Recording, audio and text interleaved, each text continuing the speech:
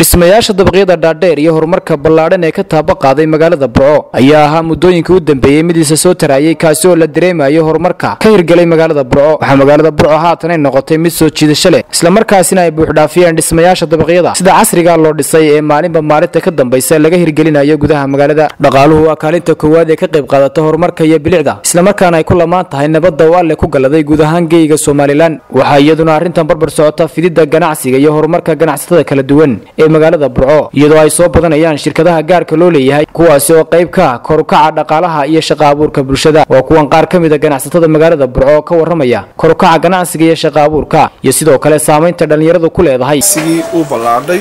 ganacsigaasi oo uu kalifay dadkii oo fahmay ganacsiga waxa uu yahay in badan baa waxa la yiraahdaa dhalinyaradu aad bay ugu yartahay inay ganacsato hase ahaatee waxaad arkaysaa maanta dhalinyaro fara badan oo ganacsanaysa dhalinyaradaas oo ku dhiiranaysa qaabkii loo ganacsan lahaa inay bartaan wax ka ogaadaan sababay aan oran karayaa dhalinyaradii oo aamintay dalkooda iyo dadkooda waxaana joogsaday oo yaraaday tahriibkii faraha badnaa ee ay dhalinyarada tahriibi jireen. Horeen waxaan aad iyo aad u salaamayaa baada media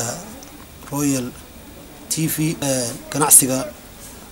magaalada Burco aad iyo aad ayuu imka u koraya u fiican yahay u ballaaranaya saayidina ku arkaysaan dacal kasta aad ay noqoto ganacsiga carwooyinka bacalayaasha shirkadaha gaarka loo leeyahay ama dhismayaasha ha noqoto ama travel agency ha noqoto ganacsiga Burco aad iyo aad ayuu si xawliya ugu kordhaya u yeeshay oo xaqi ganacsiga mar hadii ganacsi kordho shaqaalana uu kordhaya bulshadii dhaqaalaheedii baa kordhaya niyad wanaageedii iyo diiladeedii baa kordhaya marka waxaan oran karaa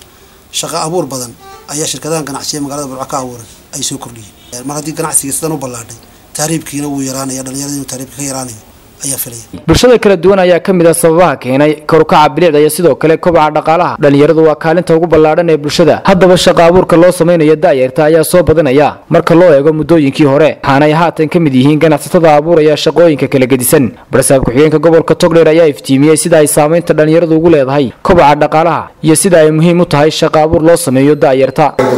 ganacsigii aad u gashay intaaba xoogag dhalinyaro ah وأول سوق تشوفها شقينين بعض كان هالقلا أي كلام بضم بيرتي وكا هوشة وحكلوا تكتب منطقة عنا قال له بالعديدة وين السبيل بدنا وعاد قربنا هيك السودان هاي وحنا مهندقينا